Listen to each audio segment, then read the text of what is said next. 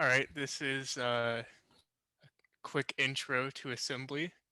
Uh, I'm doing it a bit different than assembly is typically taught. I think typically you start with C code and you try to figure out why C code compiles to specific assembly, which I feel like is kind of the wrong way because uh, like assembly was developed first and then C was developed as kind of like shorthand for assembly. So like I think with historical context it makes like everything make more sense. So we're gonna go through a couple different like historical uh, computers, I guess, and talk about what features they introduced and like how those features have influenced modern day assembly, and hopefully it should make uh, the development of, or it should make your understanding of assembly better. Um, so I think it's important to kind of forget literally everything you know about computers at this point in the talk. We are not going to be talking about like writing code or something like that and then compiling it to assembly. We're going to be talking about writing assembly or just development of assembly. So just forget everything you've ever learned about a computer, and we will start with the very basics. So the first thing that we're talking about is the analytical engine. This was proposed by Charles Babbage in 1837, and it's a completely mechanical computer. This is like a little part of it. It's never actually been fully constructed, um, but it's nice to have like a physical analog for all of the uh, digital components that we're going to be talking about. Because I think the digital components kind of just seem like magic, but when you have a physical analog, you can kind of understand how and why things are actually working. So the way that the analytical engine works is it has these like axles in it, and each axle has 50 gears on it, and each gear has 10 spokes. And what Babbage did is he represented a 50-digit number with each of these axles. So there's three main axles in the like computing unit, uh, each of which can represent a 50-digit number. Um, and these axles are called the register axles. Two of them are marked as operand axles, A and B, and then there's one egress axle. So what we do is we load numbers onto the two operand axles. We pick some operation to perform, and then the result of that is going to be stored on the egress axle by some sort of mechanical operation. Like the gears will turn in such a way that uh, the sum of the two numbers ends up on the egress. And there's like a uh, really spooky mechanical device to do that, but we're not going to talk about it. So here's an example. So we have 4 on the A register, 7 on the B register, and then if we were to perform the add operation, we would end up with 11 on the egress register. And this is essentially how things work inside of a modern digital computer as well. Like this is almost the exact same. So the only difference is that modern computers, instead of having like physical axles and having 3 of them, they have 16 plus digital registers. And instead of being 50 digit decimal numbers, you have 64-digit binary numbers. And then there's one extra thing is that there's no notion of an egress register. One of the operand registers is overwritten with the result instead. So another example. So this is now what you would see in like a modern computer. So we have two binary numbers. We're going to add them. And when we add them, the result of the addition goes into the first operand register. So 1 plus 3 is 4. So A gets overwritten with 4. So those are the register axles, and then there's like 1,000 additional really simple axles that you can't really do computations on, but you can uh, load load a number from the egress axle onto one of these axles, or store a number the other way. So we could take a number on a memory axle and put it into one of the operand axles. So each of these axles is labeled with a unique number, um, and there's only two operations, and they're load and store. So for example, if we were going to store the egress axle into memory at location 100, it would just look like this. Like we're overwriting whatever was there with whatever's in the egress axle. And then we can do the same thing. So we can load um, a memory axle onto an operand axle. So here is that. So we're taking memory axle 100 and we're loading it onto A. Um, so these are like the two, uh, or I guess three like fundamental operations. So we can either perform an operation on two axles, or we can load and store into memory. And that's uh, for the first few computers we'll see, that's really all they can do.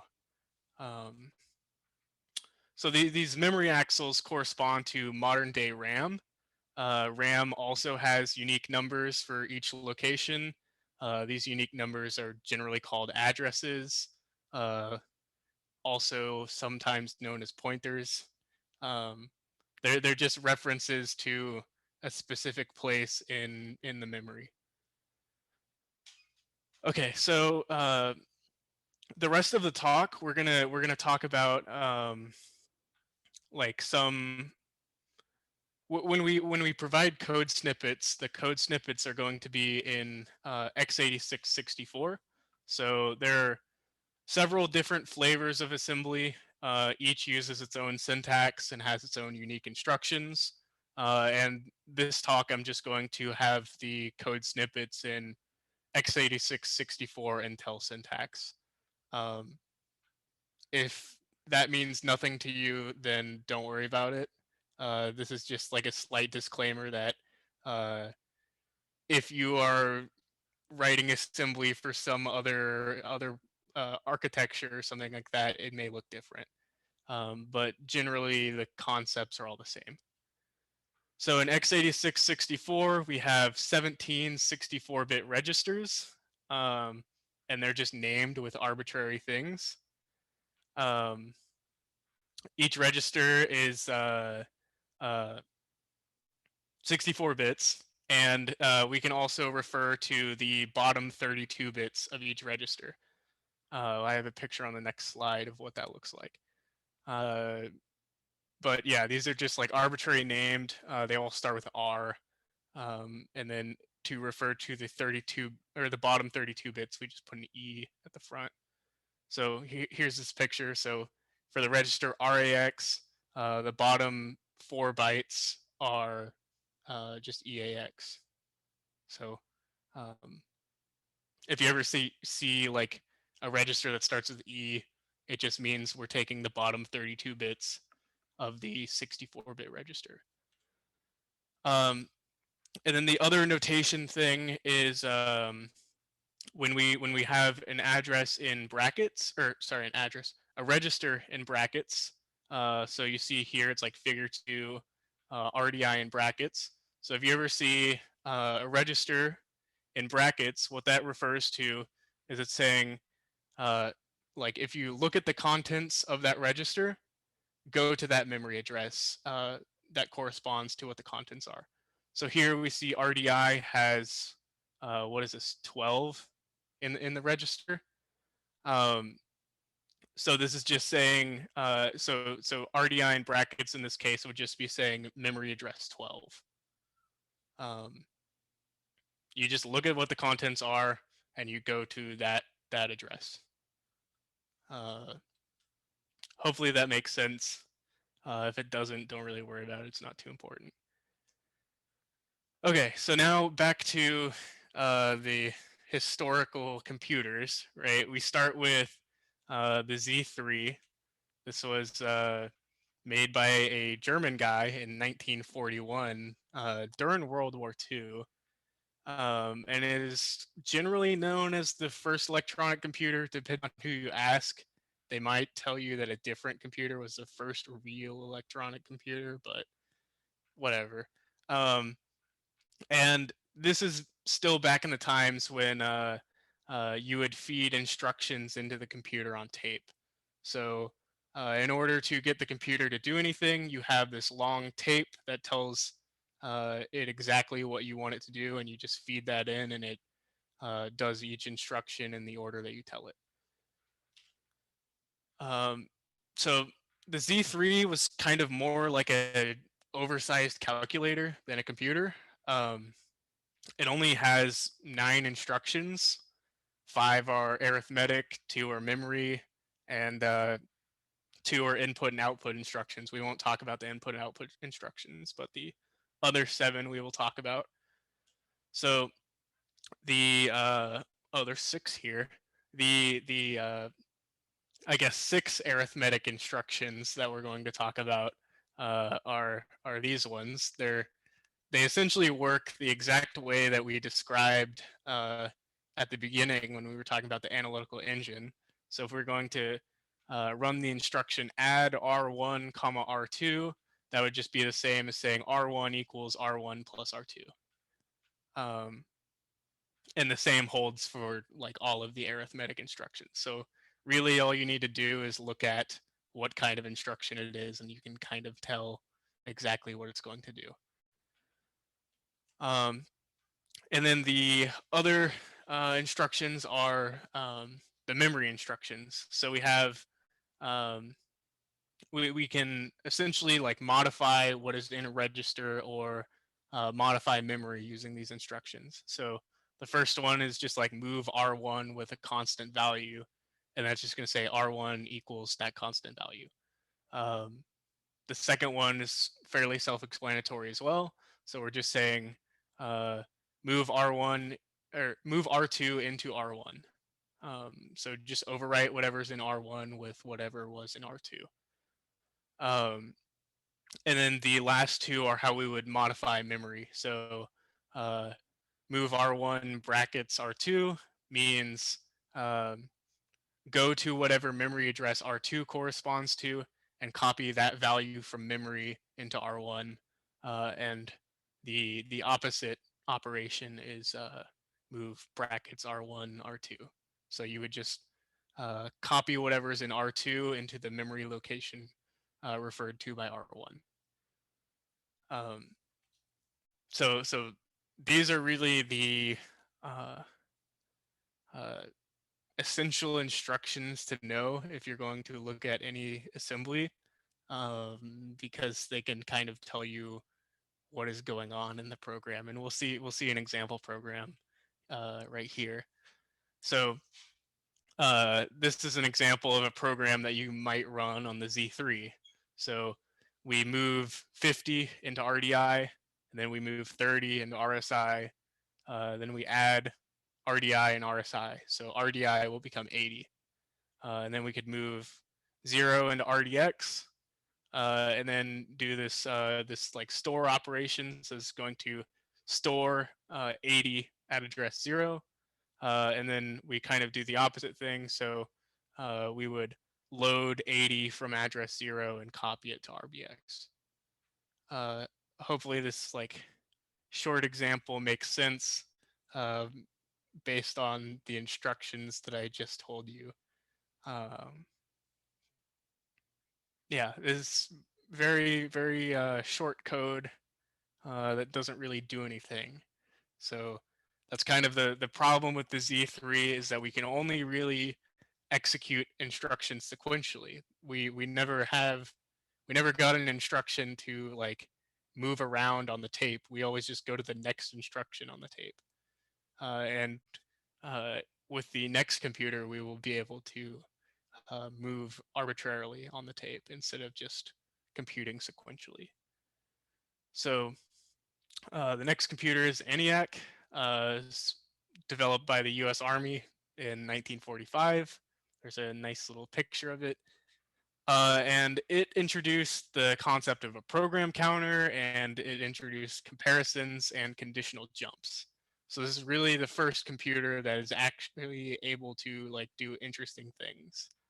Um, Before this, they were just big calculators. Now we can make real computations. So how do we do this this thing with jumping around on the tape? So the way that it's implemented is there's a special register called RIP that indicates what instruction on the tape will execute next. So if we change the value of RIP, then we can tell the computer to go to a different instruction than just going to the next one. So uh, this is kind of what this would look like. So we have our tape and we have RIP pointing to add RSI or add RDI RSI.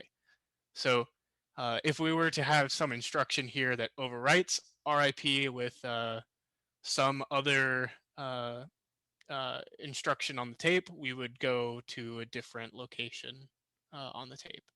So we will see an example of code in a minute, but they also introduced a new instruction called jump. So jump is exactly the instruction that modifies RIP in order to basically jump to a new place on the tape.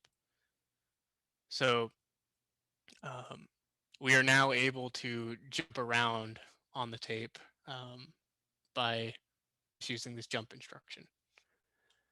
And then for conditional jumps, they introduced another special register called flags.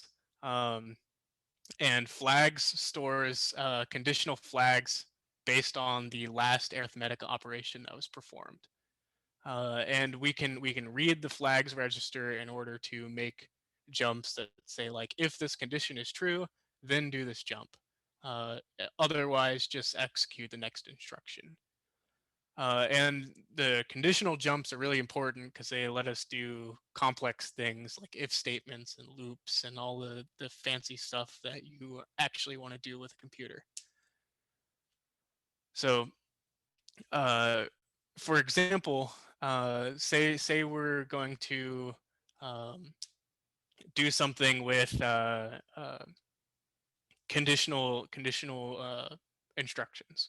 So what happens is we would perform some operation. So let's say we perform a minus b. A is 7, b is 1. So the result is 6, right? And when we perform this operation and compute the result, it also sets this flag register. So because we got 6, we know like 6 is greater than 0. So it sets uh, the sign flag to say that this number is greater than 0. And it sets the 0 flag to say this number is not 0. And there's a whole bunch of other flags, but we don't really care about them because the computer takes care of all of this for us.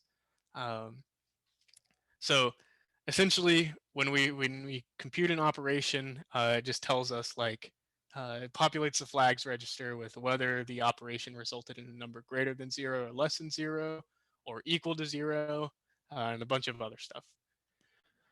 Um, so the way that we actually use this though is there's this compare instruction that instead of doing the arithmetic operation, it just sets the flags directly. So we would perform this compare instruction, and it's going to set the flag registers for two of these registers. Um, and then we have conditional jump instructions. So they do exactly what jump does, but only if the last comparison had a specific property. So if we had R1 and R2 equal, then a jump equals would actually jump. But if they're not equal, then a jump equals would not jump.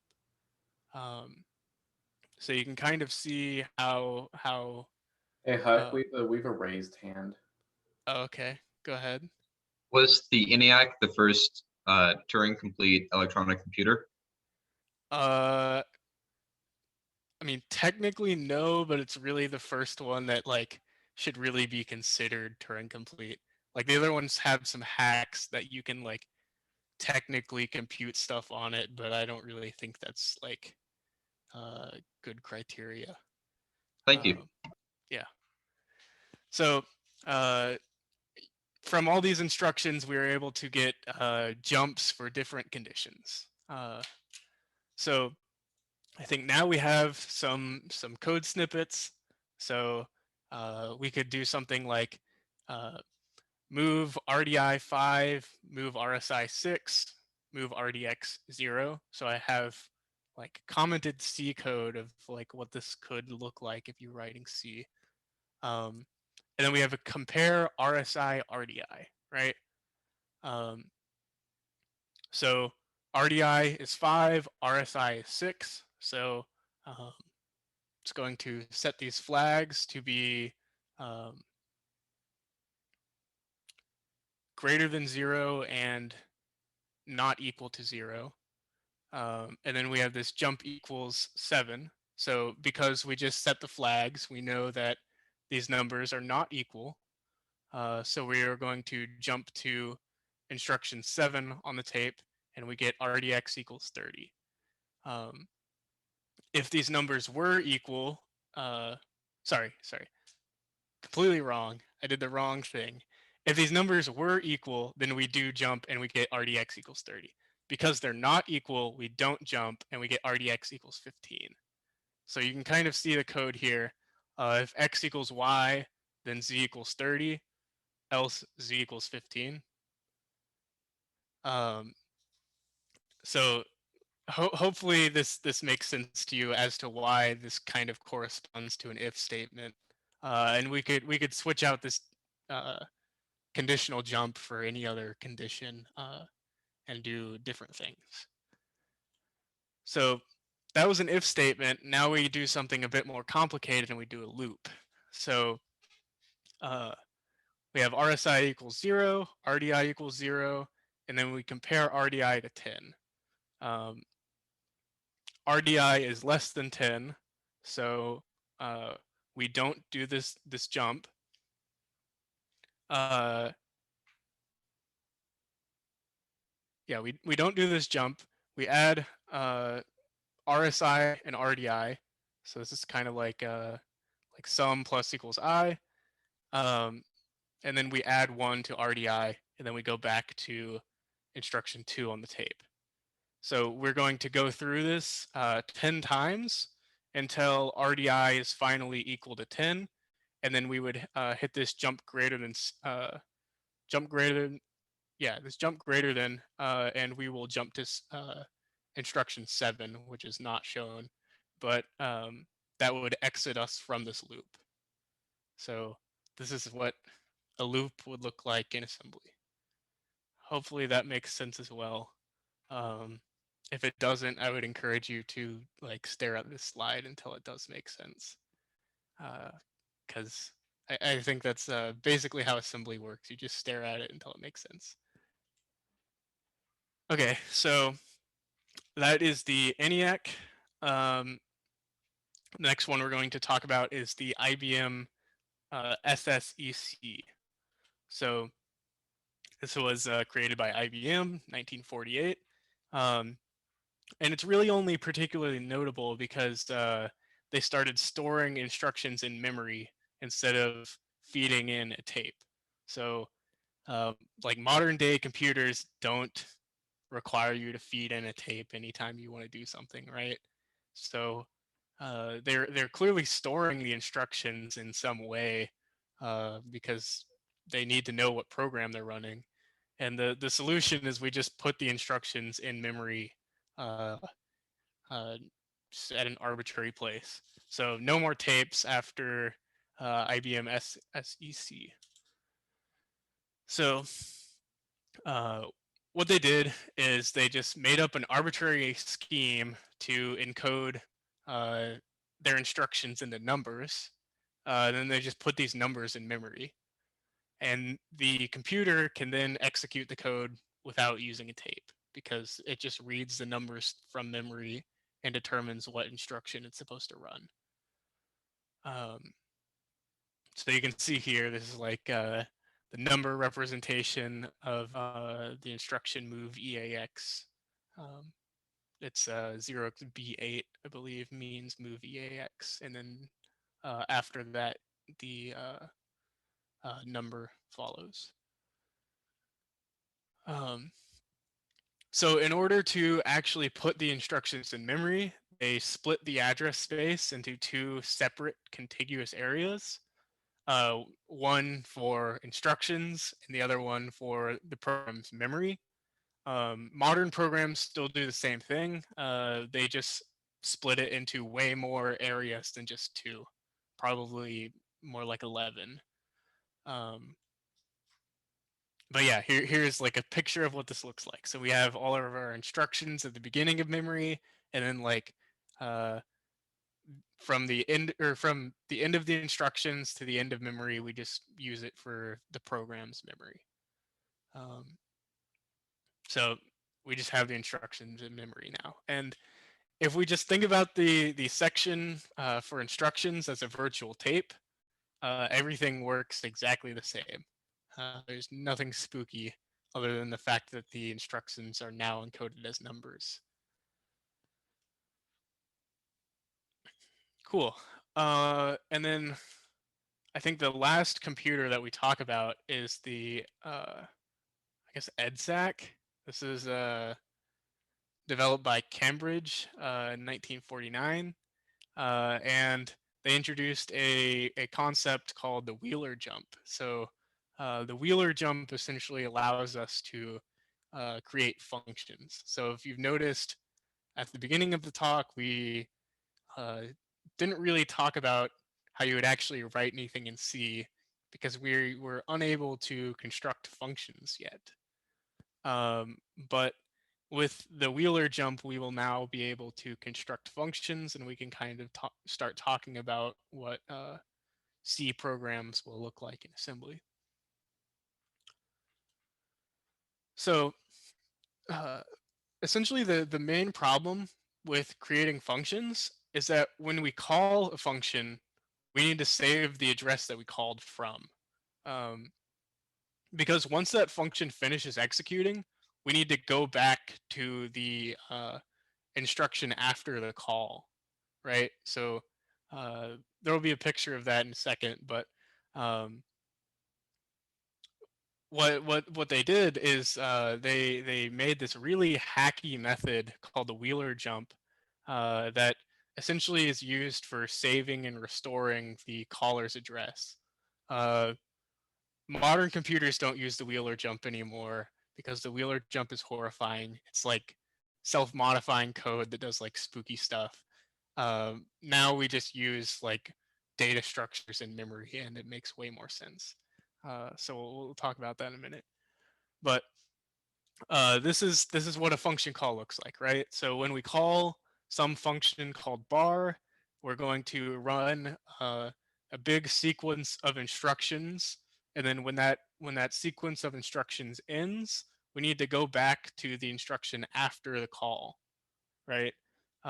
Just by how we would expect the function to work.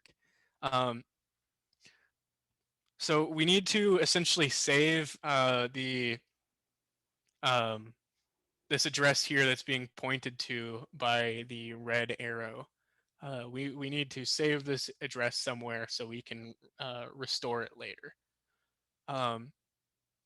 And the way that we do this is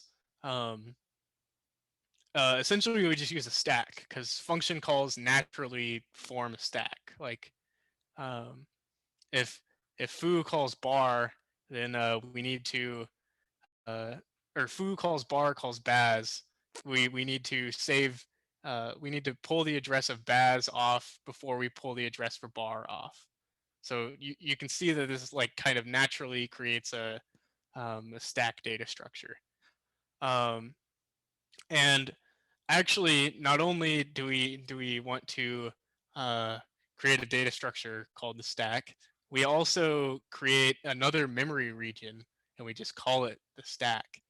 So we carve out a third memory region from that picture earlier, uh, and we just store all the return or the saved return addresses into um, into that area of memory. So when a function is called, the address that it needs to return to is pushed onto this call stack. And when a function returns, the return address is popped off of the call stack and then stored into RIP. So we will go back to the correct place. And we introduce another special register called RSP that just keeps track of where the top of the stack is. So we know exactly where the return address will be. So this is kind of another picture of what this stack would look like. So we have some return addresses, foo called bar. So bar's return address is in the function foo. It is after the call to bar. And then I guess we just assume that foo was called by main. So foo's return address is somewhere in main. I'll leave this image for a few seconds so you can kind of decipher what's going on here. This is a fairly important concept because a lot of advanced security topics build on top of this exact data structure. Yeah, I'll leave it up for like 10 seconds. I don't know.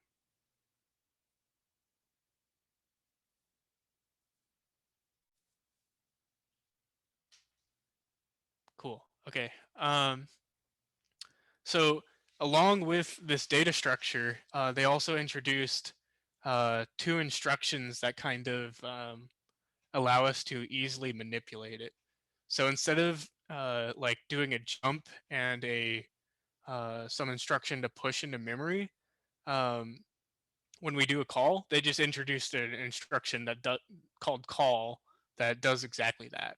So it pushes the return address onto the stack and jumps to whatever address you're calling. And then they also introduced an instruction called ret that will pop the top of the stack into RIP. So these two instructions essentially give us functions, and we are now able to define functions and properly run functions. Yeah, so as I said earlier, the stack now becomes a continuous memory region, and memory is now partitioned into 3 different sections. So here's this picture. So we have like instructions at the beginning, usable memory in the middle, and then the stack at the end. And this is essentially still what modern computers use. It almost looks exactly the same. Cool. Okay, so now we've talked about the call stack and putting return addresses in the stack, but the stack is actually used for more than that. At some point, people realized that the call stack is a good place to store function local variables. So when you call a function, uh, its uh, its return address is only in the stack for as long as that function is like actually being executed. So it's a really nice way for us to just put that function's variables into the stack.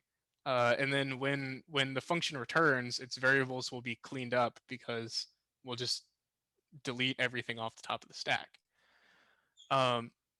So we create another register called RVP, which points to the bottom of the current stack frame. So these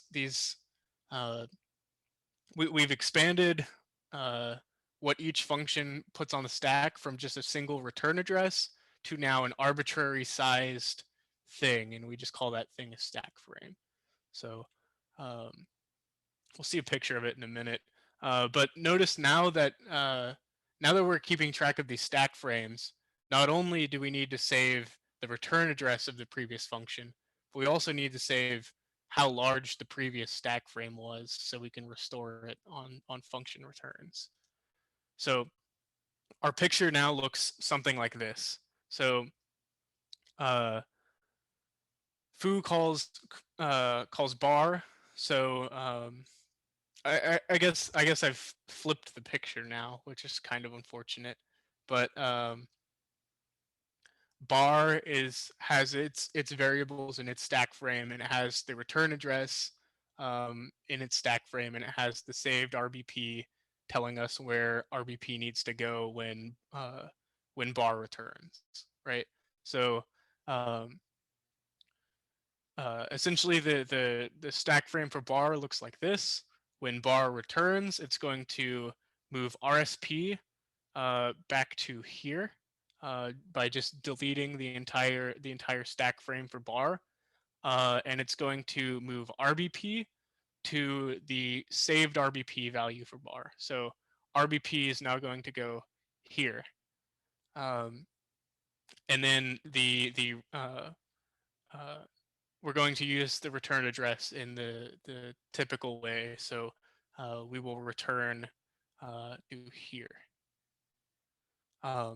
And notice that by doing this process, we will have completely deleted bar's stack frame, and it's almost like there was never anything on top for foo's stack frame. So foo's stack frame is now set up correctly, and we are now executing in foo once again. I would emphasize that, like, if you get anything out of this talk, I would hope that it is how this stack frame nonsense works. It is likely the cause of most of your bugs if you're writing C code, and it is very, very critical if you want to do any sort of low-level exploitation of software.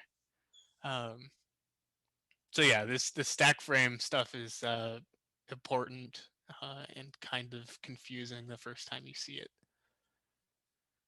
So they also introduced several instructions that allow us to manipulate stack frames. So the first one is push, which is just going to push an arbitrary register onto the stack. And this is what we would use in order to build up our stack frame. There's pop, which just does the exact opposite. It just pops something off of the stack. And then there's several other instructions. So this sub RSP comma n, like this is just subtracting something out of RSP, but that actually grows the stack frame by n bytes.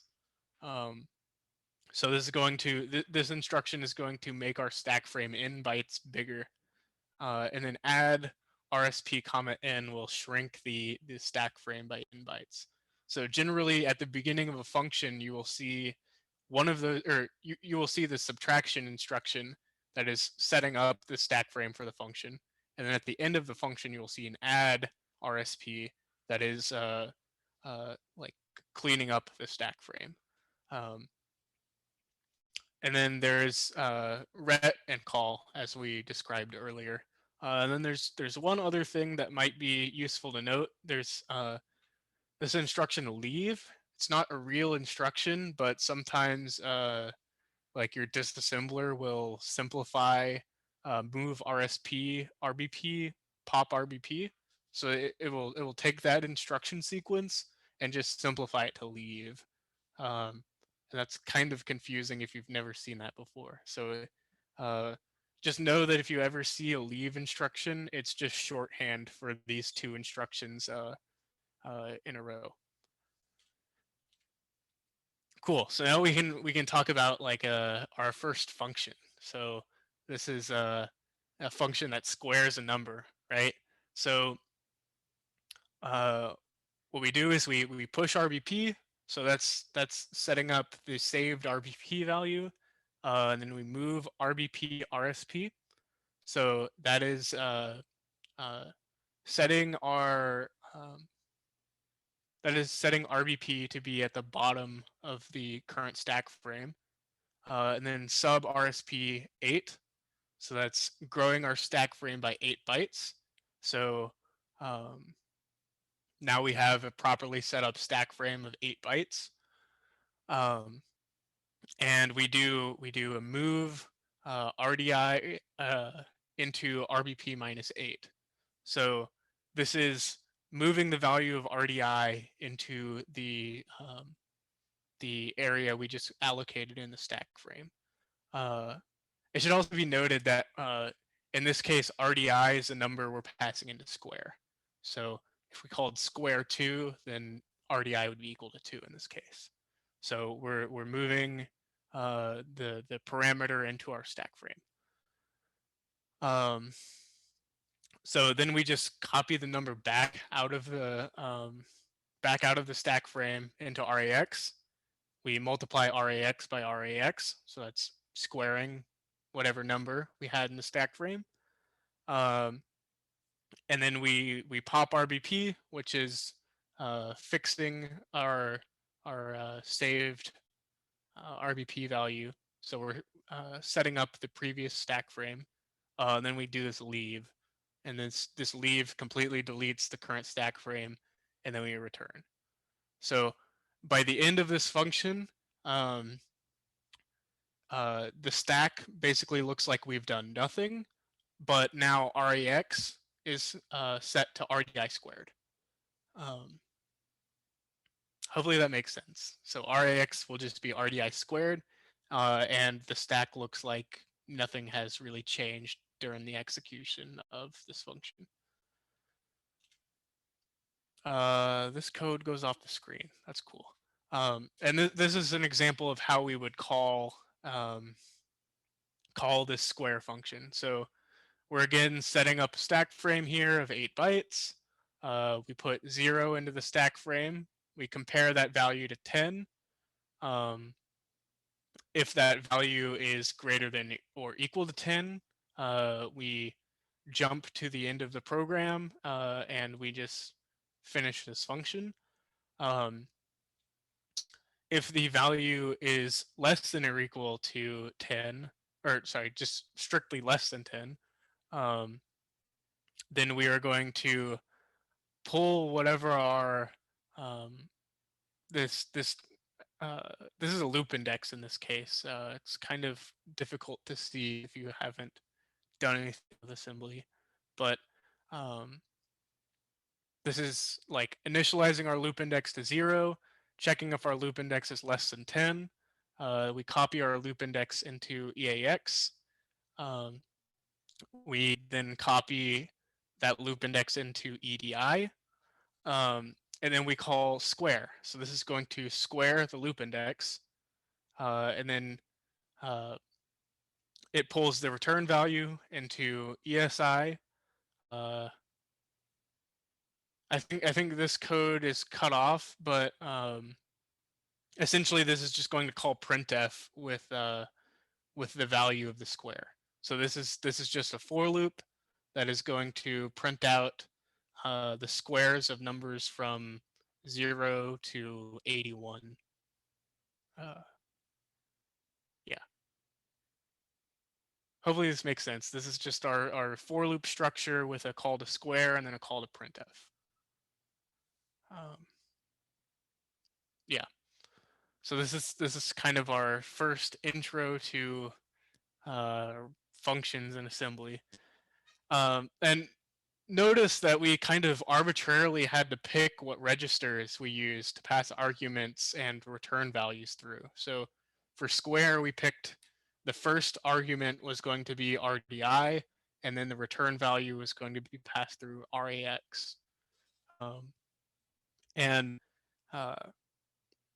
if you're writing assembly, I guess you can just pick them arbitrarily, but there's an agreed upon standard that like your compiler and things will use called the calling convention that specifies these choices. So by the calling convention standard, the first argument is always RDI, And the second argument is always RSI, and then the third one is always RDX, and so on. And the return value is always passed through RAX. So this is just like an agreed upon arbitrary standard that you can look up at any time if you're like looking at a function and you don't understand where the register values are coming from. Yeah, this is exactly what I just said. The first 6 arguments are passed through RDI, RSI, RDX, RCX, R8, and R9 respectively. And then any more arguments than that are just pushed on the stack between stack frames. And then the return value for a function is put into RAX.